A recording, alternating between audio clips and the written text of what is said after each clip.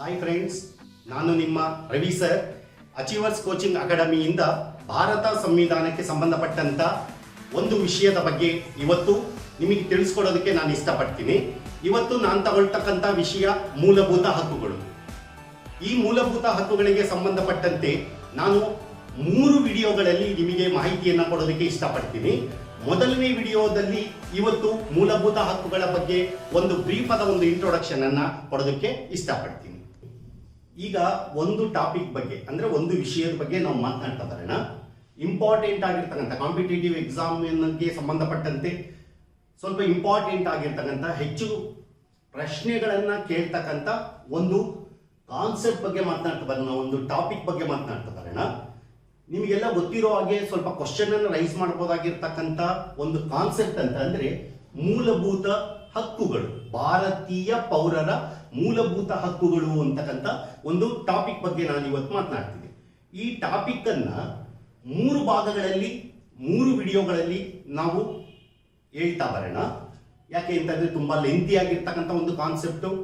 ಒಂದೇ ವಿಡಿಯೋದಲ್ಲಿ ಅದನ್ನ ಹೇಳೋದಕ್ಕಿಂತ ನಿಮಗೆ ಅರ್ಥ ಆಗೋ ರೀತಿಯಲ್ಲಿ ಬ್ರೀಫ್ ಆಗಿ ಅದನ್ನ ಹೇಳ್ತಾ ಬರೋಣ. ಇಲ್ಲಿ ನಾನು ಕೊಡ್ತಕ್ಕಂಥ ಮಾಹಿತಿಗಳು ನಿಮ್ಮ ಕಾಂಪಿಟೇಟಿವ್ ಎಕ್ಸಾಮ್ ಅನ್ನ ಆಧಾರವಾಗಿ ಇಟ್ಕೊಂಡಿರ್ತವೆ. ಹೀಗಾಗಿ ಈ ಮೂಲಭೂತ ಹಕ್ಕುಗಳಿಗೆ ಸಂಬಂಧಿಸಿದಂತೆ ನಿಮ್ಮ ಕಳೆದ ಕ್ವಶನ್ ಪೇಪರ್ ನಲ್ಲಿ ಪ್ರಶ್ನೆ ಪತ್ರಿಕೆಗಳಲ್ಲಿ ಕೇಳಿರ್ತಕ್ಕಂಥ ಪ್ರಶ್ನೆಗಳಿಗೆ ನಾನು ಕಾನ್ಸಂಟ್ರೇಷನ್ ಅನ್ನ ಮಾಡ್ತಾ ಬರ್ತೀನಿ. ಈ ವಿಡಿಯೋ ನಿಮಗೆ ಇಷ್ಟ ಆಗುತ್ತೆ ಅಂತ ತಿಳ್ಕೊಂಡಿದ್ದೀನಿ. ಮೊದಲನೇ ಪಾರ್ಟ್ ಬಗ್ಗೆ ನಾನು ಮಾತನಾಡ್ತಾ ಹೋಗ್ತೀನಿ. ಮೂಲಭೂತ ಹಕ್ಕುಗಳಿಗೆ ಸಂಬಂಧಿಸಿದಂತೆ ನಾನು ಇಲ್ಲಿ ಮಾತನಾಡ್ತಾ ಬರ್ತೀನಿ. ಓಕೆ ಫ್ರೆಂಡ್ಸ್, ಮೊದಲು ಮೂಲಭೂತ ಹಕ್ಕುಗಳು ಅಂದ್ರೆ ಏನು? ಹಕ್ಕುಗಳು ಅಂತ ಅಂದ್ರೆ ಹಲವಾರು ಹಕ್ಕುಗಳಿದೆ. ನಮಗೆಲ್ಲ ಗೊತ್ತಿರೋ ಹಾಗೆ ನಾಗರಿಕ ಹಕ್ಕುಗಳು, ರಾಜಕೀಯ ಹಕ್ಕುಗಳು, ಈ ರೀತಿ ಹಲವಾರು ಹಕ್ಕುಗಳು ಇರಬೇಕಾದ್ರೆ ಅದರಲ್ಲಿ ನಾವು ಭಾರತ ಸಂವಿಧಾನದಲ್ಲಿ ಅಧ್ಯಯನ ಮಾಡ್ತಕ್ಕಂಥದ್ದು ಮೂಲಭೂತ ಹಕ್ಕುಗಳು. ಭಾರತೀಯ ಪೌರರಿಗೆ ನಮ್ಮ ಸಂವಿಧಾನ ಕೊಟ್ಟಿರ್ತಕ್ಕಂಥ ಮೂಲಭೂತ ಹಕ್ಕುಗಳು.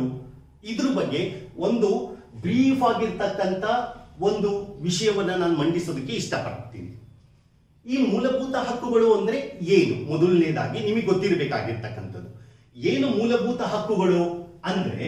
ಮೂಲಭೂತ ಹಕ್ಕುಗಳು ಅಂದ್ರೆ ನೋಡ್ರಿ, ಲಿಖಿತ ಸಂವಿಧಾನದಲ್ಲಿ, ನೆನಪಿರ್ಲಿ, ಲಿಖಿತ ಸಂವಿಧಾನದಲ್ಲಿ ನಮೂದಿಸಲ್ಪಟ್ಟು, ಇದು ಒಂದು, ಲಿಖಿತ ಸಂವಿಧಾನದಲ್ಲಿ ನಮೂದಿಸಲ್ಪಟ್ಟಿರಬೇಕು ಹಾಗೂ ನ್ಯಾಯಾಂಗದ ಮೂಲಕ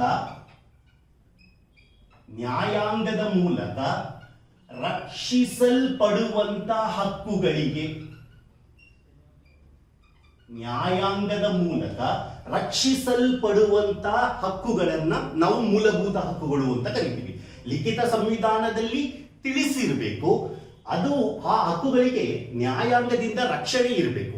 ಲಿಖಿತ ಸಂವಿಧಾನ ನಮಗೆ ಕೊಟ್ಟಿರಬೇಕು, ನ್ಯಾಯಾಂಗ ಅವುಗಳಿಗೆ ರಕ್ಷಣೆಯನ್ನು ನೀಡಿದ್ರೆ ಅಂತಹ ಹಕ್ಕುಗಳಿಗೆ ಮೂಲಭೂತ ಹಕ್ಕುಗಳು ಅಂತೇಳಿ ಕರೆಯಲಾಗುತ್ತದೆ. ನೆನ್ಪಿಟ್ಕೊಳ್ರಿ. ಹಾಗಾದ್ರೆ ಭಾರತ ಸಂವಿಧಾನದಲ್ಲಿ ನಮೂದಿಸಲ್ಪಟ್ಟಿರ್ತಕ್ಕಂಥ ಈ ಮೂಲಭೂತ ಹಕ್ಕುಗಳ ಬಗ್ಗೆ ಭಾರತ ಸಂವಿಧಾನದ ಯಾವ ಭಾಗ, ಎಷ್ಟನೇ ವಿಧಿಗಳಲ್ಲಿ ವಿವರಣೆಯನ್ನ ನೀಡಲಾಗಿದೆ? ಇದು ಇನ್ನೊಂದು ಕ್ವಶನ್ ಆಗಿದೆ. ಭಾರತ ಸಂವಿಧಾನದ 3ನೇ ಭಾಗದಲ್ಲಿ, ನೆನ್ಪಿಟ್ಕೊಳ್ಬೇಕಾದಂತ ಒಂದು ಅಂಶ, ಭಾರತ ಸಂವಿಧಾನದ 3ನೇ ಭಾಗ ಎಷ್ಟನೇ ವಿಧಿಗಳು ಅಂತ ಕೇಳ್ತಾನೆ. 12ರಿಂದ 35ರವರೆಗೆ ಇರ್ತಕ್ಕಂಥ ವಿಧಿಗಳಲ್ಲಿ ಈ ಮೂಲಭೂತ ಹಕ್ಕುಗಳ ಬಗ್ಗೆ ವಿವರಣೆಯನ್ನ ನೀಡಲಾಗಿದೆ. 3ನೇ ಭಾಗ 12ರಿಂದ 35ರವರೆಗಿನ ವಿಧಿಗಳು ಭಾರತೀಯ ಪೌರರಿಗೆ ನೀಡಿರುವಂತಹ ಮೂಲಭೂತ ಹಕ್ಕುಗಳ ಬಗ್ಗೆ ವಿವರಣೆಯನ್ನ ನೀಡುತ್ತವೆ. ನೆನ್ಪಿಟ್ಕೊಳ್ರಿ, ಕೆಲವೊಂದು ಕಡೆ 14ರಿಂದ 32 ಅಂತ ಕೊಟ್ಟಿರ್ತಾನೆ. ಮೂಲಭೂತ ಹಕ್ಕುಗಳ ಬಗ್ಗೆ ವಿವರಣೆಯನ್ನ ನೀಡ್ತಕ್ಕಂಥದ್ದು 12ರಿಂದ 35ರವರೆಗಿನ ವಿಧಿಗಳು.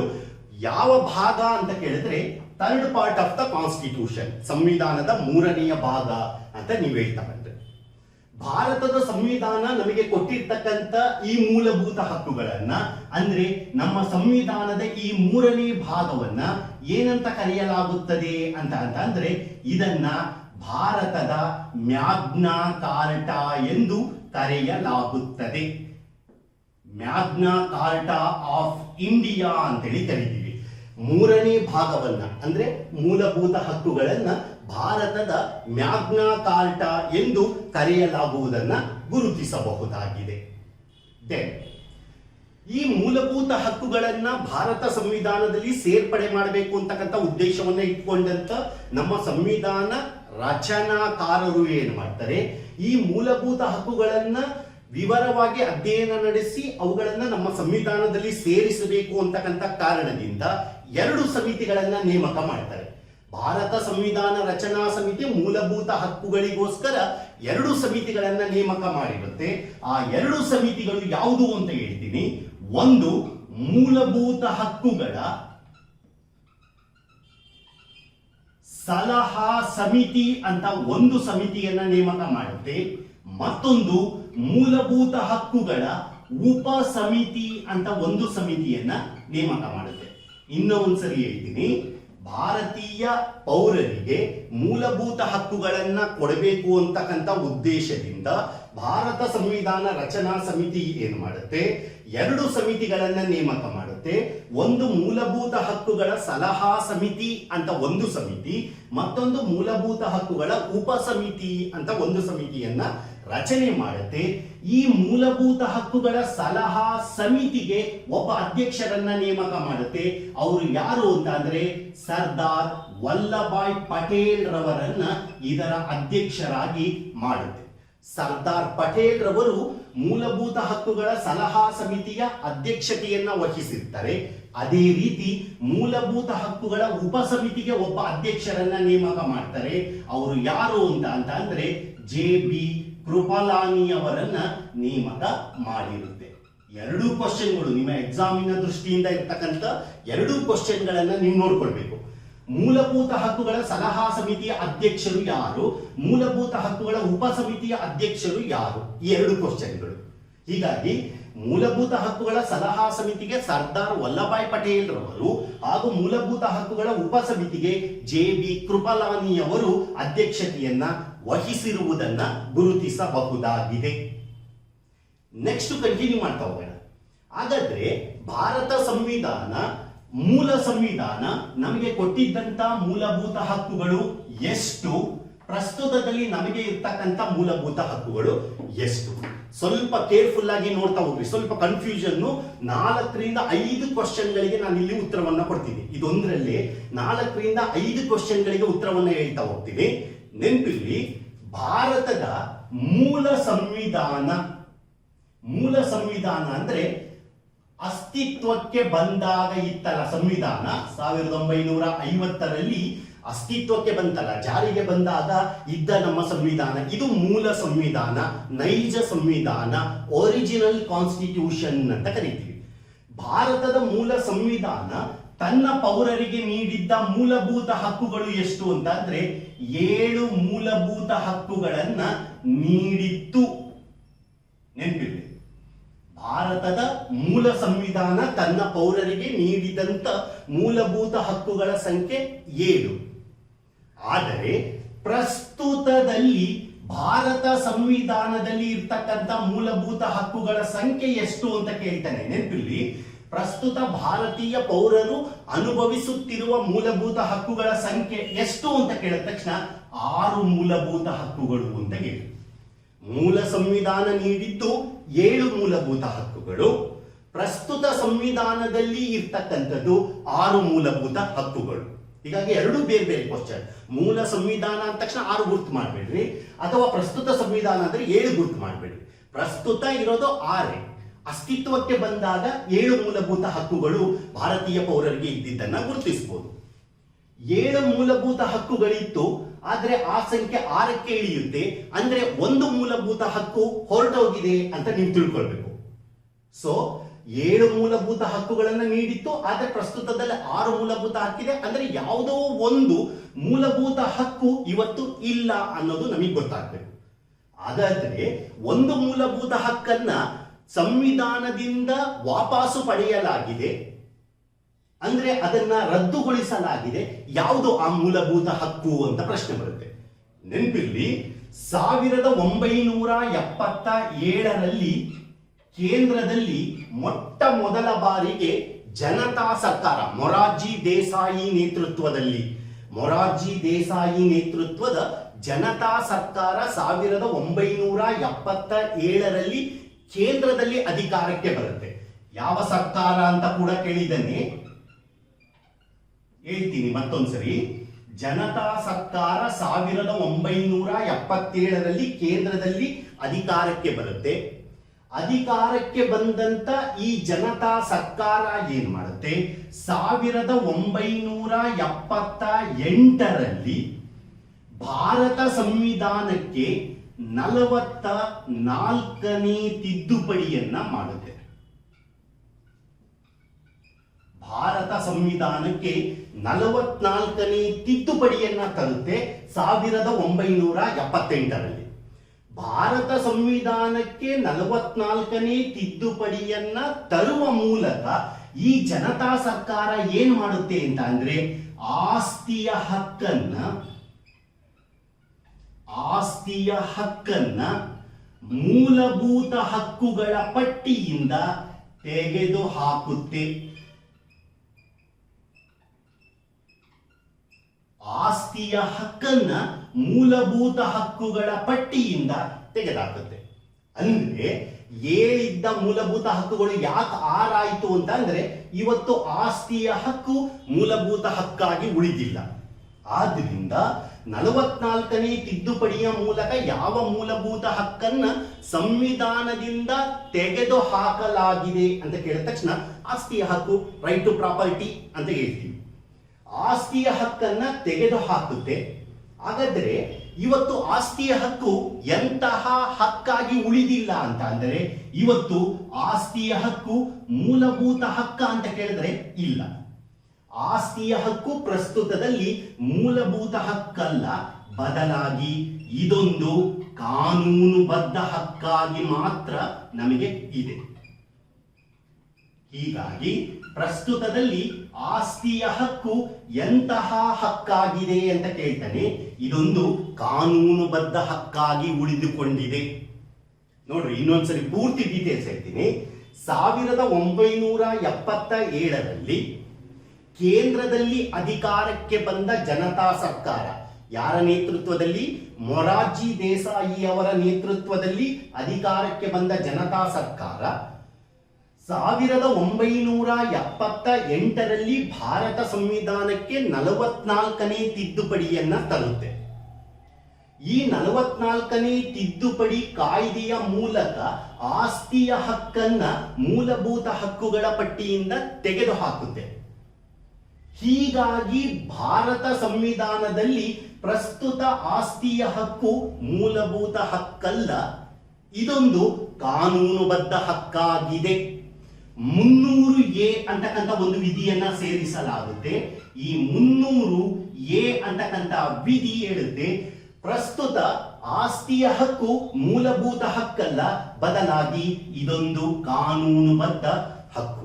ನೆನ್ಪಿಟ್ಕೊಳ್ರಿ, ಒಂದು KS ಕ್ವಶನ್ ಪೇಪರ್ ಅಲ್ಲಿ ಕೇಳಿದರೆ ಆಸ್ತಿಯ ಹಕ್ಕು ಒಂದು ಕಾನೂನುಬದ್ಧ ಹಕ್ಕಾಗಿದೆ ಎಂದು ಹೇಳುವ ಭಾರತ ಸಂವಿಧಾನದ ಅನುಚ್ಛೇದ ಯಾವುದು ಅಂತ ಕೇಳಿದ್ದಾನೆ. 300A. 300A ಅಂತಕ್ಕಂಥ ವಿಧಿ ಆಸ್ತಿಯ ಹಕ್ಕನ್ನ ಒಂದು ಕಾನೂನುಬದ್ಧ ಹಕ್ಕು ಎಂದು ಘೋಷಿಸಿರುವುದನ್ನ ಗುರುತಿಸಬಹುದಾಗಿದೆ. ಆದರೆ ಈ ಆಸ್ತಿಯ ಹಕ್ಕು ಕಾನೂನುಬದ್ಧ ಹಕ್ಕಾಗಿ ಉಳ್ಕೊಳ್ಳುತ್ತೆ, ಮೂಲಭೂತ ಹಕ್ಕಾಗಿ ಹೊರಟೋಗುತ್ತೆ. ಈ 44ನೇ ತಿದ್ದುಪಡಿಯನ್ನ ಮಾಡಿದ್ದು 1978. ನೆನ್ಪಿಟ್ಕೊಳ್ರಿ, ಆಸ್ತಿಯ ಹಕ್ಕನ್ನ ತೆಗೆದುಹಾಕಿದ 44ನೇ ತಿದ್ದುಪಡಿಯನ್ನ ಜನತಾ ಸರ್ಕಾರ 1978ರಲ್ಲಿ ಮಾಡುತ್ತೆ. ಆದರೆ ಈ ತಿದ್ದುಪಡಿ ಕಾಯ್ದೆ ಜಾರಿಗೆ ಬಂದದ್ದು 1979. ನೆನ್ಪಿಟ್ಕೊಳ್ರಿ, 3 ಪಾಯಿಂಟ್ ಇದೆ. 77ರಲ್ಲಿ ಕೇಂದ್ರದಲ್ಲಿ ಜನತಾ ಸರ್ಕಾರ ಅಧಿಕಾರಕ್ಕೆ ಬರುತ್ತೆ. 1978ರಲ್ಲಿ ಸಂವಿಧಾನಕ್ಕೆ 44ನೇ ತಿದ್ದುಪಡಿಯನ್ನ ಮಾಡಿ ಆಸ್ತಿಯ ಹಕ್ಕನ್ನ ರದ್ದುಪಡಿಸುತ್ತೆ. ಆದರೆ ಈ 44ನೇ ಸಂವಿಧಾನದ ತಿದ್ದುಪಡಿ ಜಾರಿಗೆ ಬಂದದ್ದು ಮಾತ್ರ 1979ರಲ್ಲಿ. ಎಸ್, ಹೀಗಾಗಿ ಪ್ರಸ್ತುತದಲ್ಲಿ ನಾವು ಅನುಭವಿಸ್ತಾ ಇರ್ತಕ್ಕಂಥ ಮೂಲಭೂತ ಹಕ್ಕುಗಳ ಸಂಖ್ಯೆ ಕೇವಲ 6 ಮಾತ್ರ. ಆ 6 ಮೂಲಭೂತ ಹಕ್ಕುಗಳು ಯಾವುದು ಅಂತ ನಾನು 1 by 1 ಹೇಳ್ತಾ ಬರ್ತೀನಿ. ಇದಕ್ಕಿಂತ ಇಂಪಾರ್ಟೆಂಟ್ ಆಗಿ ಒಂದು ಪಾಯಿಂಟ್ ಅನ್ನು ನಾನು ಇಲ್ಲಿ ಮಾತನಾಡ್ತಾ ಹೋಗ್ತೀನಿ. ಭಾರತ ಸಂವಿಧಾನ ನಮಗೆ ಕೊಟ್ಟಿರ್ತಕ್ಕಂಥ ಈ ಮೂಲಭೂತ ಹಕ್ಕುಗಳು ಕೆಲವೊಂದು ಲಕ್ಷಣಗಳನ್ನ ಹೊಂದಿವೆ. ಎಕ್ಸಾಮಿನ ಇಂಟೆನ್ಷನ್ ಇಟ್ಕೊಂಡು ಕೆಲವೊಂದು ಇಂಪಾರ್ಟೆಂಟ್ ಆಗಿರ್ತಕ್ಕಂಥ ಲಕ್ಷಣಗಳನ್ನ ಅಂದ್ರೆ ಫೀಚರ್ಸ್ ಅಂತ ಹೇಳ್ತಾ ಹೋಗ್ತೀವಿ. ಭಾರತೀಯ ಪೌರರು ಹೊಂದಿರತಕ್ಕಂಥ ಈ ಮೂಲಭೂತ ಹಕ್ಕುಗಳ ಕೆಲವೊಂದು ಲಕ್ಷಣಗಳನ್ನ ನಾನಿಲ್ಲಿ ಚರ್ಚೆ ಮಾಡ್ತಾ ಬರ್ತೀನಿ. ಏನು ಭಾರತ ಸಂವಿಧಾನದಲ್ಲಿ ಇರ್ತಕ್ಕಂಥ ಈ ಮೂಲಭೂತ ಹಕ್ಕುಗಳ ಒಂದು ಲಕ್ಷಣ ಸಿಂಪಲ್ ಆಗಿ ಹೇಳ್ತಾ ಹೋಗ್ತೀನಿ. ಭಾರತ ಸಂವಿಧಾನದ ಮೂಲಭೂತ ಹಕ್ಕುಗಳ ಒಂದು ಇಂಪಾರ್ಟೆಂಟ್ ಲಕ್ಷಣ ಅಂತಂದ್ರೆ ಕೆಲವೊಂದು ಮೂಲಭೂತ ಹಕ್ಕುಗಳು ಭಾರತ ಸಂವಿಧಾನದಲ್ಲಿರ್ತಕ್ಕಂಥ ಕೆಲವೊಂದು ಮೂಲಭೂತ ಹಕ್ಕುಗಳನ್ನ ಪೌರರಿಗೆ ಮಾತ್ರ ನೀಡಲಾಗಿದೆ.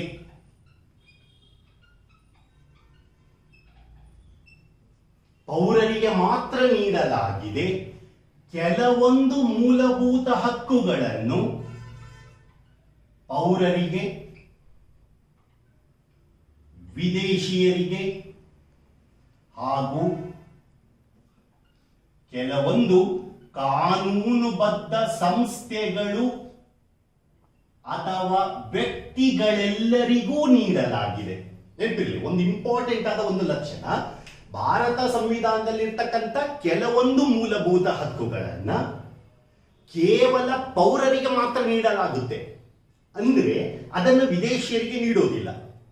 ಅದೇ ರೀತಿ ಇನ್ನು ಕೆಲವೊಂದು ಮೂಲಭೂತ ಹಕ್ಕುಗಳನ್ನ ಪೌರರು ಅನುಭವಿಸ್ತಾರೆ, ವಿದೇಶಿಯರು ಅನುಭವಿಸ್ತಾರೆ, ಕೆಲವೊಂದು ಕಾನೂನುಬದ್ಧ ವ್ಯಕ್ತಿಗಳು ಹಾಗೂ ಸಂಸ್ಥೆಗಳು ಕೂಡ ಅನುಭವಿಸ್ತಾರೆ. 3 ಜನನು ಕೂಡ ಕೆಲವೊಂದು ಮೂಲಭೂತ ಹಕ್ಕುಗಳನ್ನ ಅನುಭವಿಸೋದನ್ನ ಗುರುತಿಸಬಹುದು. ಕಾನೂನುಬದ್ಧ ಸಂಸ್ಥೆ ಅಥವಾ ವ್ಯಕ್ತಿ ಅಂತಂದ್ರೆ ಏನು ಅಂತ ಅಂದ್ರೆ ಕಾರ್ಪೊರೇಷನ್ಗಳು. ಸೊ ಸಿಂಪಲ್ ಆಗಿರ್ತಕ್ಕಂಥ ಒಂದು ಅಂಶ. ಹೀಗಾಗಿ ಇಂಥ ಕಾನೂನುಬದ್ಧ ಸಂಸ್ಥೆ ಹಾಗೂ ವ್ಯಕ್ತಿಗಳು, ವಿದೇಶಿಯರು, ಪೌರರು ಕೆಲವೊಂದು ಮೂಲಭೂತ ಹಕ್ಕುಗಳನ್ನ ಅನುಭವಿಸ್ತಾ ಹೋಗ್ತಾರೆ. ಅದು ಯಾವುದು ಅನ್ನೋದನ್ನ ಇನ್ನೊಂದು ವಿಡಿಯೋದಲ್ಲಿ ನಾವು ಚರ್ಚೆ ಮಾಡೋಣ. ಡೀಟೇಲ್ ಆಗಿ ಚರ್ಚೆ ಮಾಡ್ತಾ ಬರೋಣ. ಕೆಲವೊಂದು ಆರ್ಟಿಕಲ್ಸ್ ಗಳನ್ನೇ ನಾವು ಸಪರೇಟ್ ಆಗಿ ಹೇಳ್ತಾ ಹೋಗ್ಬೇಕು. ಹೀಗಾಗಿ ಕೆಲವೊಂದು ಮೂಲಭೂತ ಹಕ್ಕುಗಳು ಇಲ್ಲಿ ನಿಮಗೆ ಅರ್ಥ ಮಾಡಿಸೋದಕ್ಕೋಸ್ಕರ ಒಂದೇ ಒಂದು ಪಾಯಿಂಟ್ ಹೇಳ್ತೀನಿ. ಭಾರತ ಸಂವಿಧಾನದಲ್ಲಿ ಇರ್ತಕ್ಕಂಥ 14ನೇ ವಿಧಿಯನ್ನ ನೀವು ನೋಡ್ರಿ. 14ನೇ ವಿಧಿ ಏನ್ ಹೇಳುತ್ತೆ ಅಂತಂದ್ರೆ ಕಾನೂನಿನ ಮುಂದೆ ಎಲ್ಲರೂ ಸಮಾನರು ಅಂತ ಹೇಳುತ್ತೆ. ಕಾನೂನಿನ ಮುಂದೆ ಸಮಾನತೆ 14ನೇ ವಿಧಿ ಇದೆಯಲ್ಲ, ಇದನ್ನ ಪೌರರಿಗೂ ನೀಡಲಾಗಿದೆ, ವಿದೇಶಿಯರಿಗೂ ನೀಡಲಾಗಿದೆ, ಕಾನೂನುಬದ್ಧ ವ್ಯಕ್ತಿಗಳಿಗೂ ನೀಡಲಾಗಿದೆ. ಎಲ್ಲರೂ ಅನುಭವಿಸ್ತಾರೆ.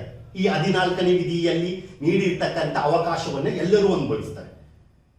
ಆದರೆ ಭಾರತ ಸಂವಿಧಾನದ 16ನೇ ವಿಧಿಯನ್ನೇ ತೆಗೆದುಕೊಳ್ಳ್ರಿ, ಇಲ್ಲೇ ಬರ್ತೀನಿ. 16ನೇ ವಿಧಿ ಏನ್ ಹೇಳುತ್ತೆ? ಸಾರ್ವಜನಿಕ ಉದ್ಯೋಗದಲ್ಲಿ ಸಮಾನತೆಯನ್ನ ಕೊಡಬೇಕು ಅಂತ ಹೇಳುತ್ತೆ. ಸಾರ್ವಜನಿಕ ಉದ್ಯೋಗದಲ್ಲಿ ಆ ಉದ್ಯೋಗವನ್ನ ನೀಡಬೇಕಾದ್ರೆ ಸಮಾನ ಅವಕಾಶವನ್ನ ಕೊಡಬೇಕು ಅಂತ ಹೇಳುತ್ತೆ. 16ನೇ ವಿಧಿಯನ್ನ ಕೇವಲ ಪೌರರಿಗೆ ಮಾತ್ರ ನೀಡಿರೋದನ್ನ ಗುರುತಿಸಬಹುದು. ಇದನ್ನ ವಿದೇಶಿಯರು ಅನುಭವಿಸೋದಿಲ್ಲ. ಈ ರೀತಿ ಸಾಕಷ್ಟು ಮೂಲಭೂತ ಹಕ್ಕುಗಳ ಬಗ್ಗೆ ವಿವರಣೆ ಇದೆ. ಒಟ್ಟಿನಲ್ಲಿ ಮೈಂಡ್ ಅಲ್ಲಿ ಇರಲಿ, ಮೂಲಭೂತ ಹಕ್ಕುಗಳನ್ನು ಯಾರಿಗೆ ನೀಡಲಾಗುತ್ತದೆ ಅಂತ ಕೇಳಿದ್ರೆ ಪೌರರಿಗ, ವಿದೇಶಿಯರಿಗ, ಪೌರ ಮತ್ತು ವಿದೇಶಿಯರಿಗ ಯಾರಿಗೂ ಕೊಡೋದಿಲ್ವಾ ಅಂತ ಪ್ರಶ್ನೆಯನ್ನ ಆಗ್ತಾನೆ.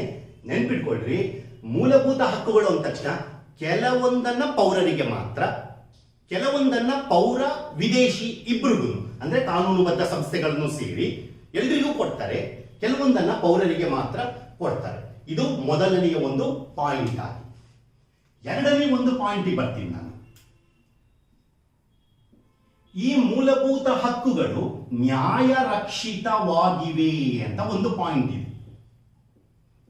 ಭಾರತ ಸಂವಿಧಾನದಲ್ಲಿ ಇರ್ತಕ್ಕಂಥ ಮೂಲಭೂತ ಹಕ್ಕುಗಳು ನ್ಯಾಯ ರಕ್ಷಿತವಾಗಿವೆ. ದೇ ಆರ್ ಜಸ್ಟಿಸಿಯೇಬಲ್ ಅಂತ ಕರಿತೀವಿ. ನ್ಯಾಯ ರಕ್ಷಿತವಾಗಿವೆ ಅಂದ್ರೆ ಏನು ಅಂತ ಪ್ರಶ್ನೆ ಬರುತ್ತೆ. ನಾನು ಮೊದಲೇ ಮೀನಿಂಗ್ ಅಲ್ಲೇ ಹೇಳ್ತಾ ಬಂದೆ. ಈ ಮೂಲಭೂತ ಹಕ್ಕುಗಳನ್ನ ಸಂವಿಧಾನ ನಮಗೆ ಕೊಟ್ಟಿರುತ್ತೆ, ನ್ಯಾಯಾಂಗ ಅವುಗಳಿಗೆ ರಕ್ಷಣೆಯನ್ನ ನೀಡುತ್ತೆ. ಆದ್ರಿಂದ ಭಾರತ ಸಂವಿಧಾನ ನಮಗೆ ಕೊಟ್ಟಿರ್ತಕ್ಕಂಥ ಮೂಲಭೂತ ಹಕ್ಕುಗಳನ್ನ ನ್ಯಾಯಾಲಯ ರಕ್ಷಣೆಯನ್ನ ಮಾಡುತ್ತೆ. ನ್ಯಾಯಾಲಯದಿಂದ ರಕ್ಷಿಸಲ್ಪಡುವ ಹಕ್ಕುಗಳು ಮೂಲಭೂತ ಹಕ್ಕುಗಳು. ಆದ್ದರಿಂದ ಭಾರತ ಸಂವಿಧಾನ ನೀಡಿರ್ತಕ್ಕಂಥ ಮೂಲಭೂತ ಹಕ್ಕುಗಳಿಗೆ ಭಾರತದ ನ್ಯಾಯಾಲಯಗಳು ರಕ್ಷಣೆಯನ್ನ ನೀಡುತ್ತವೆ. ಹಾಗಾದ್ರೆ ನ್ಯಾಯ ರಕ್ಷಿತವಾಗಿವೆ ಅನ್ನೋದು ಸರಿ, ಭಾರತದ ಯಾವ ನ್ಯಾಯಾಲಯಗಳು ಮೂಲಭೂತ ಹಕ್ಕುಗಳಿಗೆ ರಕ್ಷಣೆ ಒದಗಿಸುವ ಅಧಿಕಾರವನ್ನು ಹೊಂದಿವೆ, ಜವಾಬ್ದಾರಿಯನ್ನು ಹೊತ್ತುಕೊಂಡಿವೆ ಅಂತ ಪ್ರಶ್ನೆ ಬರುತ್ತೆ. ಭಾರತದಲ್ಲಿ ಇರ್ತಕ್ಕಂಥ ಎಲ್ಲಾ ನ್ಯಾಯಾಲಯಗಳು ಕೂಡ ನಮಗೆ ನಮ್ಮ ಮೂಲಭೂತ ಹಕ್ಕುಗಳಿಗೆ ರಕ್ಷಣೆಯನ್ನ ಕೊಡ್ತಾವ ಅಂತ ಕೇಳಿದ್ರೆ ನೆನಪಿಲ್ಲಿ ಕನ್ಫ್ಯೂಸ್ ಮಾಡ್ತಾರೆ ನಿಮಗೆ. ಭಾರತ ಸಂವಿಧಾನ ನೀಡಿರುವ ಮೂಲಭೂತ ಹಕ್ಕುಗಳಿಗೆ ಇವತ್ತು 2 ನ್ಯಾಯಾಲಯಗಳು ರಕ್ಷಣೆಯನ್ನ ನೀಡುತ್ತವೆ. ಒಂದು ಭಾರತದ ಸರ್ವೋಚ್ಚ ನ್ಯಾಯಾಲಯ ಅಂದ್ರೆ ಸುಪ್ರೀಂ ಕೋರ್ಟ್, ಮತ್ತೊಂದು ಹೈಕೋರ್ಟ್ಗಳು, ಉಚ್ಚ ನ್ಯಾಯಾಲಯಗಳು. ಇಲ್ಲಿ ಮ್ಯಾಜಿಸ್ಟ್ರೇಟ್ ಕೋರ್ಟ್ ಅಂತ ಕೊಟ್ಟಿರ್ತಾನೆ, ಮುನ್ಸಿಫ್ ಕೋರ್ಟ್ ಅಂತ ಕೊಟ್ಟಿರ್ತಾನೆ, ಬೇರೆ ಯಾವ್ಯಾವುದು ನ್ಯಾಯಾಲಯಗಳನ್ನ ಕೊಟ್ಟಿರ್ತಾನೆ. ಯಾವುದೂ ಬರಿಬೇಡ್ರಿ, ಭಾರತದಲ್ಲಿ ಮೂಲಭೂತ ಹಕ್ಕುಗಳಿಗೆ ರಕ್ಷಣೆಯನ್ನ ನೀಡುವಂತಹ ಮಹತ್ವದ ಜವಾಬ್ದಾರಿಯನ್ನ 2 ನ್ಯಾಯಾಲಯಗಳು ಹೊತ್ಕೊಂಡಿದೆ. ಒಂದು ಸುಪ್ರೀಂ ಕೋರ್ಟ್, ಮತ್ತೊಂದು ಹೈಕೋರ್ಟ್ಗಳು. ಹಾಗಾಗಿ ಇವೆರಡು ನ್ಯಾಯಾಲಯಗಳನ್ನ ನೀವು ಹೆಸರಿಸಬೇಕು. ಕೆಲವೊಮ್ಮೆ ಏನ್ ಮಾಡ್ತಾನೆ, ಸುಪ್ರೀಂ ಕೋರ್ಟ್ ಮಾತ್ರ, ಹೈಕೋರ್ಟ್ಗಳು ಮಾತ್ರ. ಸುಪ್ರೀಂ ಕೋರ್ಟ್ ಹಾಗೂ ಹೈಕೋರ್ಟ್ಗಳು 2 ಭಾರತದ ಎಲ್ಲಾ ನ್ಯಾಯಾಲಯಗಳು ಅಂತ ಕೊಟ್ಬಿಡ್ತಾನೆ. ನೆನಪಿರ್ಲಿ, ಸುಪ್ರೀಂ ಕೋರ್ಟ್ ಹಾಗೂ ಹೈಕೋರ್ಟ್ಗಳೆರಡಕ್ಕೂ ಮೂಲಭೂತ ಹಕ್ಕುಗಳನ್ನು ರಕ್ಷಣೆ ಮಾಡುವಂತ ಅಧಿಕಾರವನ್ನ ನೀಡಲಾಗಿದೆ. ಈ ಸುಪ್ರೀಂ ಕೋರ್ಟ್ ಹಾಗೂ ಹೈಕೋರ್ಟ್ಗಳು ನಮ್ಮ ಮೂಲಭೂತ ಹಕ್ಕುಗಳಿಗೆ ರಕ್ಷಣೆಯನ್ನ ನೀಡುತ್ತವೆ. ನ್ಯಾಯಾಲಯ ರಕ್ಷಣೆಯನ್ನ ನೀಡುತ್ತೆ ಅಂತ ಹೇಳ್ತೀರಾ, ಹೇಗೆ ರಕ್ಷಣೆಯನ್ನ ನೀಡ್ತವೆ? ಇನ್ನೊಂದು ಕ್ವಶನ್. ಸುಪ್ರೀಂ ಕೋರ್ಟ್ ಹಾಗೂ ಹೈಕೋರ್ಟ್ಗಳು ನಮ್ಮ ಮೂಲಭೂತ ಹಕ್ಕುಗಳಿಗೆ ಯಾವ ರೀತಿ ರಕ್ಷಣೆಯನ್ನ ನೀಡುತ್ತವೆ ಅಂತ ಕೇಳಿದ್ರೆ, ರಿಟ್ಗಳನ್ನು ಹೊರಡಿಸುವ ಮೂಲಕ. ರಿಟ್ಗಳು ಅಂತ ಕರಿತೀವಿ.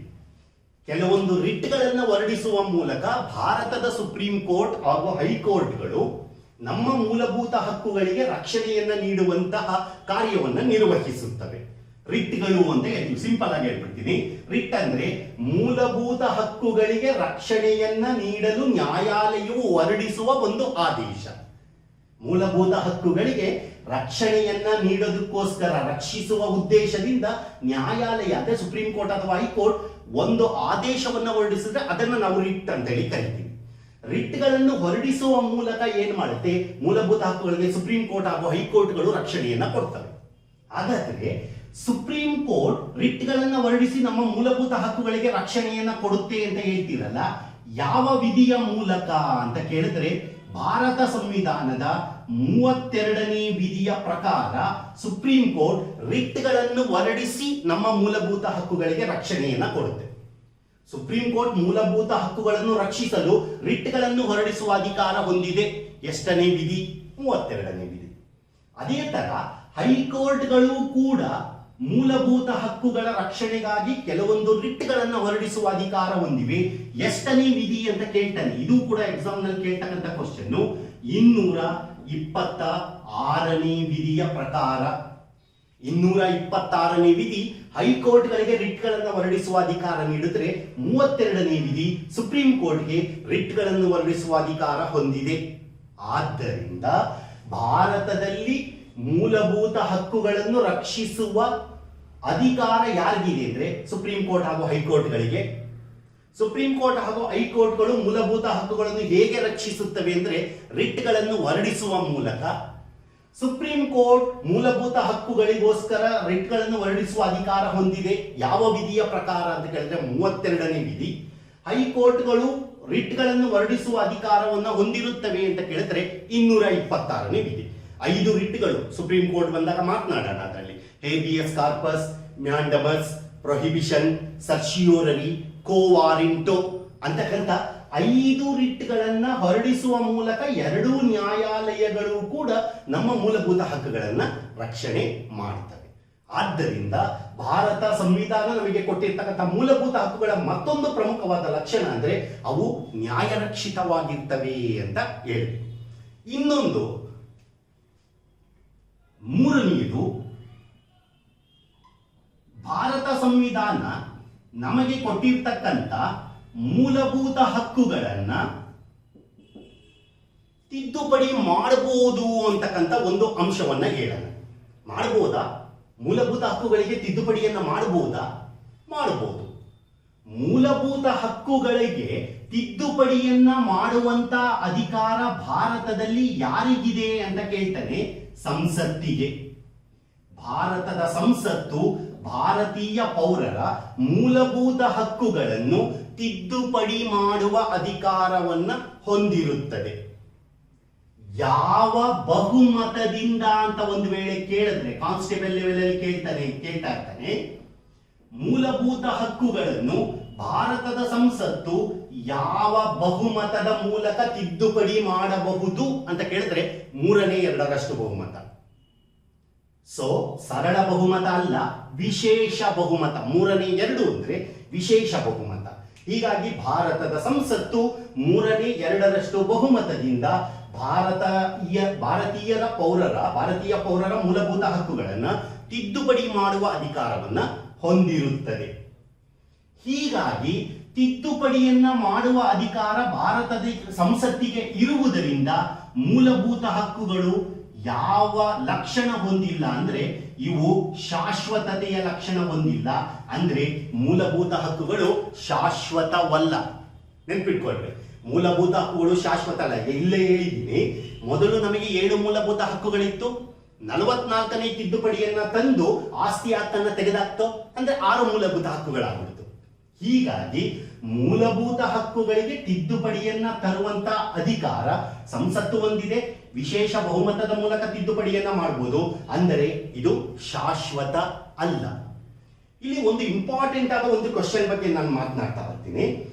ಭಾರತದ ಸುಪ್ರೀಂ ಕೋರ್ಟ್ ಏನ್ ಮಾಡುತ್ತೆ, 1967 ಒಂದು ಪಾಯಿಂಟ್ ಅನ್ನು ಹೇಳ್ತೀನಿ, ನೆನ್ಪಿಟ್ಕೊಡ್ರಿ. 1967 ಭಾರತದ ಸುಪ್ರೀಂ ಕೋರ್ಟ್ ಏನ್ ಮಾಡುತ್ತೆ, ಗೋಲಕನಾಥ ವರ್ಸಸ್ ಪಂಜಾಬ್ ಸ್ಟೇಟ್ ಪ್ರಕರಣ. ನೆನ್ಪಿರ್ಲಿ, ಗೋಲಕನಾಥ್ ವರ್ಸಸ್ ಪಂಜಾಬ್ ರಾಜ್ಯ ಪ್ರಕರಣ. ಇದು ಸುಪ್ರೀಂ ಕೋರ್ಟಿನ ಮುಂದೆ ಬಂದಂತ ಒಂದು ಪ್ರಕರಣವಾಗಿತ್ತು. 1967 ಗೋಲಕನಾಥ ಪ್ರಕರಣದಲ್ಲಿ ಒಂದು ಅಭಿಪ್ರಾಯವನ್ನು ವ್ಯಕ್ತಪಡಿಸುತ್ತೆ. ಏನಂತ ಹೇಳುತ್ತೆ ಅಂತಂದ್ರೆ, ಮೂಲಭೂತ ಹಕ್ಕುಗಳನ್ನು ತಿದ್ದುಪಡಿ ಮಾಡುವ ಅಧಿಕಾರ ಸಂಸತ್ತಿಗೆ ಇಲ್ಲ. ಎಸ್, ಮೂಲಭೂತ ಹಕ್ಕುಗಳನ್ನು ತಿದ್ದುಪಡಿ ಮಾಡುವ ಅಧಿಕಾರ ಸಂಸತ್ತಿಗೆ ಇಲ್ಲ ಎಂದು ಸುಪ್ರೀಂ ಕೋರ್ಟ್ ಯಾವ ಪ್ರಕರಣದಲ್ಲಿ ತಿಳಿಸಿತು ಅಂತ ಕೇಳ್ತಾನೆ. 1967 ಗೋಲಕನಾಥ ಪ್ರಕರಣದಲ್ಲಿ. ಗೋಲಕನಾಥ ವರ್ಸಸ್ ಪಂಜಾಬ್ ಸ್ಟೇಟ್ ಅಂತ ಹೇಳ್ತೀವಿ ಅದನ್ನ. ಗೋಲಕನಾಥ ಪ್ರಕರಣದಲ್ಲಿ ಮೂಲಭೂತ ಹಕ್ಕುಗಳನ್ನು ತಿದ್ದುಪಡಿ ಮಾಡುವ ಅಧಿಕಾರ ಭಾರತದ ಸಂಸತ್ತಿಗೆ ಇಲ್ಲ ಅಂತ ಹೇಳಿದೆ. ಇಲ್ಲಿ ನೆನ್ಪಿಟ್ಕೊಳ್ರಿ, ಯಾವ ಪ್ರಕರಣ ಅಂದ ತಕ್ಷಣ 1967 ಯಾವ ಪ್ರಕರಣದಲ್ಲಿ ಸುಪ್ರೀಂ ಕೋರ್ಟ್ ಆತರ ಹೇಳ್ತು ಅಂದ ತಕ್ಷಣ ಗೋಲಕನಾಥ ಪ್ರಕರಣದಲ್ಲಿ ಅಂತ ಹೇಳಿದ್ರು. ಏನಂತ ಹೇಳ್ತು ಇನ್ನೊಂದ್ಸರಿ, ಇನ್ನೊಂದು ಟ್ವಿಸ್ಟ್ ಕ್ವಶನ್ ಇದೆ. 1967 ಗೋಲಕನಾಥ ಪ್ರಕರಣದಲ್ಲಿ ಸುಪ್ರೀಂ ಕೋರ್ಟ್ ಹೇಳುತ್ತೆ ಮೂಲಭೂತ ಹಕ್ಕುಗಳನ್ನು ತಿದ್ದುಪಡಿ ಮಾಡುವ ಅಧಿಕಾರ ಸಂಸತ್ತಿಗೆ ಇಲ್ಲ ಅಂತ ತಿಳಿಸುತ್ತೆ. ಈ ರೀತಿ ಮೂಲಭೂತ ಹಕ್ಕುಗಳನ್ನ ತಿದ್ದುಪಡಿ ಮಾಡುವ ಅಧಿಕಾರ ಭಾರತದ ಸಂಸತ್ತಿಗೆ ಇಲ್ಲ ಅಂತ ಸುಪ್ರೀಂ ಕೋರ್ಟ್ ಹೇಳ್ತಲ್ಲ, ಅದಕ್ಕೆ ಒಂದು ಹೆಸರನ್ನ ಕೊಡ್ತೀವಿ. ಏನದು ಅಂತಂದ್ರೆ ಭಾವಿ ತಳ್ಳಿ ಹಾಕುವ ಸಿದ್ಧಾಂತ. ಭಾವಿ ತಳ್ಳಿ ಹಾಕುವ ಸಿದ್ಧಾಂತ. ನೋಡಿ ಕ್ವಶನ್ಗಳು ಹೆಂಗೆ ರೈಸ್ ಮಾಡ್ತಾ ಬರ್ತಾನೆ. ಇಲ್ಲಿ ಹೇಳ್ತೀವಿ ಮೂಲಭೂತ ಹಕ್ಕುಗಳನ್ನು ತಿದ್ದುಪಡಿ ಮಾಡುವ ಅಧಿಕಾರ ಯಾರಿಗಿದೆ? ಸಂಸತ್ತಿಗಿದೆ. ಯಾವ ಬಹುಮತದಿಂದ ತಿದ್ದುಪಡಿ ಮಾಡಬಹುದು? 2/3 ಬಹುಮತದಿಂದ ತಿದ್ದುಪಡಿ ಮಾಡಬಹುದು. ಆದರೆ 1967 ಸುಪ್ರೀಂ ಕೋರ್ಟ್ ಏನಂತ ಹೇಳಿರುತ್ತೆ ಗೋಲಕನಾಥ ಪ್ರಕರಣದಲ್ಲಿ ಅಂದ್ರೆ, ಮೂಲಭೂತ ಹಕ್ಕುಗಳನ್ನು ತಿದ್ದುಪಡಿ ಮಾಡುವ ಅಧಿಕಾರ ಸಂಸತ್ತಿಗೆ ಇಲ್ಲ ಅಂತ ಹೇಳಿರುತ್ತೆ. ಇದನ್ನ ಏನಂತ ಕರಿತೀವಿ ಅಂದ್ರೆ ಭಾವಿ ತಳ್ಳಿ ಹಾಕುವ ಸಿದ್ಧಾಂತ, ಡಾಕ್ಟ್ರೀನ್ ಆಫ್ ಪ್ರಾಸ್ಪೆಕ್ಟಿವ್ ಓವರ್ ರೂಲಿಂಗ್ ಅಂತ ಕರಿತೀವಿ. ಡಾಕ್ಟ್ರೀನ್ ಆಫ್ ಪ್ರಾಸ್ಪೆಕ್ಟಿವ್ ಓವರ್ ರೂಲಿಂಗ್, ಭಾವಿ ತಳ್ಳಿ ಹಾಕುವ ಸಿದ್ಧಾಂತ. ಏನಂಗಂತಾರೆ ಭಾವಿ ತಳ್ಳಿ ಹಾಕುವ ಸಿದ್ಧಾಂತ? ಏನನ್ನ ಸೂಚಿಸುತ್ತೆ? ಮೂಲಭೂತ ಹಕ್ಕುಗಳನ್ನು ತಿದ್ದುಪಡಿ ಮಾಡುವ ಅಧಿಕಾರ ಸಂಸತ್ತಿಗೆ ಇಲ್ಲ. ಈ ತರ ಹೇಳಿದ್ರೆ ಭಾವಿ ತಳ್ಳಿ ಹಾಕುವ ಸಿದ್ಧಾಂತ. ಬಾವಿ ತಳ್ಳಿ ಹಾಕುವ ಸಿದ್ಧಾಂತವನ್ನು ಸುಪ್ರೀಂ ಕೋರ್ಟ್ ಯಾವ ಪ್ರಕರಣದಲ್ಲಿ ಪ್ರತಿಪಾದಿಸಿತು ಅಂತ ಕೇಳ್ತಾನೆ. 1967ರ ಗೋಲಕನಾಥ ಪ್ರಕರಣದಲ್ಲಿ. ಈಸಿ. ಹೀಗಾಗಿ ಯಾವಾಗ ಮೂಲಭೂತ ಹಕ್ಕುಗಳನ್ನ ತಿದ್ದುಪಡಿ ಮಾಡೋ ಅಧಿಕಾರ ಸಂಸತ್ತಿಗೆ ಇಲ್ಲ ಅಂತ ಗೋಲಕನಾಥ ಪ್ರಕರಣದಲ್ಲಿ ಸುಪ್ರೀಂ ಕೋರ್ಟ್ ತಿಳಿಸುತ್ತೋ ಸಂಸತ್ತು ಸುಮ್ಮನೆ ಇರುತ್ತೆ. ನಂತರ ನೆನ್ಪಿಟ್ಕೊಳ್ರಿ, ನಂತರ 1971ರಲ್ಲಿ ಸಂಸತ್ತು ಏನ್ ಮಾಡುತ್ತೆ, ಭಾರತ ಸಂವಿಧಾನಕ್ಕೆ 24ನೇ ತಿದ್ದುಪಡಿಯನ್ನ ತರುತ್ತೆ. 1971ರಲ್ಲಿ ಭಾರತದ ಸಂಸತ್ತು ಭಾರತ ಸಂವಿಧಾನಕ್ಕೆ 24ನೇ ತಿದ್ದುಪಡಿ ಕಾಯ್ದೆಯನ್ನ ತರುತ್ತೆ. 24ನೇ ತಿದ್ದುಪಡಿ ಕಾಯ್ದೆಯಲ್ಲಿ ಏನಂತ ಸೇರಿಸ್ಕೊಳ್ಳುತ್ತೆ ಅಂದ್ರೆ, ಮೂಲಭೂತ ಹಕ್ಕುಗಳನ್ನು ತಿದ್ದುಪಡಿ ಮಾಡುವ ಅಧಿಕಾರ ಸಂಸತ್ತಿಗೆ ಇರೋದು ಅನ್ನೋದನ್ನ ಮತ್ತೆ ಒತ್ತಿ ಹೇಳುತ್ತೆ. ಹೀಗಾಗಿ ಯಾವ ಪ್ರಕರಣದಲ್ಲಿ ಮೂಲಭೂತ ಹಕ್ಕುಗಳನ್ನು ತಿದ್ದುಪಡಿ ಮಾಡುವ ಅಧಿಕಾರ ಸಂಸತ್ತಿಗಿಲ್ಲ ಎಂದು ಸುಪ್ರೀಂ ಕೋರ್ಟ್ ತಿಳಿಸಿದೆ, ಗೋಲಕನಾಥ ಪ್ರಕರಣ. ಸಂಸತ್ತು ಮೂಲಭೂತ ಹಕ್ಕುಗಳನ್ನು ತಿದ್ದುಪಡಿ ಮಾಡುವ ಅಧಿಕಾರವನ್ನ ಯಾವ ತಿದ್ದುಪಡಿಯ ಮೂಲಕ ಮರಳಿ ಪಡೆದುಕೊಂಡಿತು ಅಂತ ಕೇಳ್ತಾನೆ. ಇಲ್ಲ ಅಂತ ಹೇಳಿದನ್ನ ಮತ್ತೆ ಮರಳಿ ಪಡ್ಕೊಳ್ಳುತ್ತೆ ಸಂಸತ್ತು. ಯಾವ ತಿದ್ದುಪಡಿ ಎಂದರೆ, ಸಂವಿಧಾನಕ್ಕೆ ಮಾಡಲಾದ 24ನೇ ತಿದ್ದುಪಡಿ ಕಾಯ್ದೆಯ ಮೂಲಕ ಸಂಸತ್ತು ಮೂಲಭೂತ ಹಕ್ಕುಗಳನ್ನು ತಿದ್ದುಪಡಿ ಮಾಡುವ ಅಧಿಕಾರವನ್ನ ಮರಳಿ ಪಡ್ಕೊಳ್ಳುತ್ತೆ. ಹೀಗಾಗಿ ಈ ಒಂದು ಕ್ವಶನ್ ನಿಮ್ಮ ಎಕ್ಸಾಮಿನ ದೃಷ್ಟಿಯಿಂದ ತುಂಬಾ ಇಂಪಾರ್ಟೆಂಟ್ ಆಗಿರ್ತಕ್ಕಂಥ ಒಂದು ಕ್ವಶನ್ ಆಗಿರುತ್ತೆ. ದೆನ್ 4ನೇ ಒಂದು ಪಾಯಿಂಟ್ ಬರ್ತೀನಿ. ಮೂಲಭೂತ ಹಕ್ಕುಗಳನ್ನು ರದ್ದುಪಡಿಸಬಹುದು. ಇದೊಂದು ಪಾಯಿಂಟ್ ಅನ್ನು ಸ್ವಲ್ಪ ಕೇರ್ಫುಲ್ ಆಗಿ ನೀವು ನೋಡ್ತಾ ಹೋಗ್ಬಿಡ್ರಿ. ಇದೊಂದು ಪಾಯಿಂಟ್ ಅನ್ನು ನೆನ್ಪಿಟ್ಕೊಂಡ್ಬಿಟ್ರೆ ಸಾಕು. ಮೂಲಭೂತ ಹಕ್ಕುಗಳನ್ನು ರದ್ದುಪಡಿಸಬಹುದು, ರದ್ದು ಮಾಡಬಹುದಂತೆ. They can be suspended, they can be repealed. So ಮೂಲಭೂತ ಹಕ್ಕುಗಳನ್ನು ರದ್ದುಪಡಿಸಬಹುದು. ಯಾವಾಗ? ಇದು ಪ್ರಶ್ನೆ. ಮೂಲಭೂತ ಹಕ್ಕುಗಳನ್ನು ರದ್ದುಪಡಿಸಬಹುದು ಯಾವಾಗ ಅಂತ ಅಂದ್ರೆ, ರಾಷ್ಟ್ರೀಯ ತುರ್ತು ಪರಿಸ್ಥಿತಿ ಜಾರಿಯಲ್ಲಿರುವ ಸಂದರ್ಭದಲ್ಲಿ. ಸುಮ್ಮನೆ ಎಲ್ಲಾ ಪರಿಸ್ಥಿತಿಯಲ್ಲೂ ರದ್ದುಪಡಿಸೋದಕ್ಕೆ ಬರೋದಿಲ್ಲ. ರಾಷ್ಟ್ರೀಯ ತುರ್ತು ಪರಿಸ್ಥಿತಿ ಜಾರಿಯಲ್ಲಿ ಇರುವ ಸಂದರ್ಭದಲ್ಲಿ ಮೂಲಭೂತ ಹಕ್ಕುಗಳನ್ನು ರದ್ದುಗೊಳಿಸಬಹುದು. ಇದು ಒಂದು ಪ್ರಶ್ನೆ. ಇದು ಮೂಲಭೂತ ಹಕ್ಕುಗಳನ್ನು ರದ್ದುಪಡಿಸಬಹುದಾ? ರದ್ದುಪಡಿಸಬಹುದು. ಯಾವಾಗ ರದ್ದುಪಡಿಸಬಹುದು? ರಾಷ್ಟ್ರೀಯ ತುರ್ತು ಪರಿಸ್ಥಿತಿಯ ಸಂದರ್ಭದಲ್ಲಿ ಇವುಗಳನ್ನು ರದ್ದುಪಡಿಸಬಹುದು. ಮೂಲಭೂತ ಹಕ್ಕುಗಳು ರಾಷ್ಟ್ರೀಯ ತುರ್ತು ಪರಿಸ್ಥಿತಿಯ ಸಂದರ್ಭದಲ್ಲಿ ರದ್ದಾಗ್ತವೆ. ಆದರೆ 2 ಮೂಲಭೂತ ಹಕ್ಕುಗಳು ರದ್ದಾಗೋದಿಲ್ಲ. ನೆನ್ಪಿಟ್ಕೊಳ್ರಿ, ಭಾರತ ಸಂವಿಧಾನದ 20 ಹಾಗೂ 21ನೇ ವಿಧಿಯಲ್ಲಿ ತಿಳಿಸಿರುವಂತಹ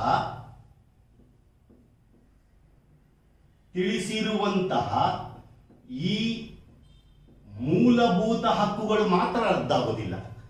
ರಾಷ್ಟ್ರೀಯ ತುರ್ತು ಪರಿಸ್ಥಿತಿಯ ಸಂದರ್ಭದಲ್ಲಿ ಮೂಲಭೂತ ಹಕ್ಕುಗಳು ರದ್ದಾಗುತ್ತವೆ.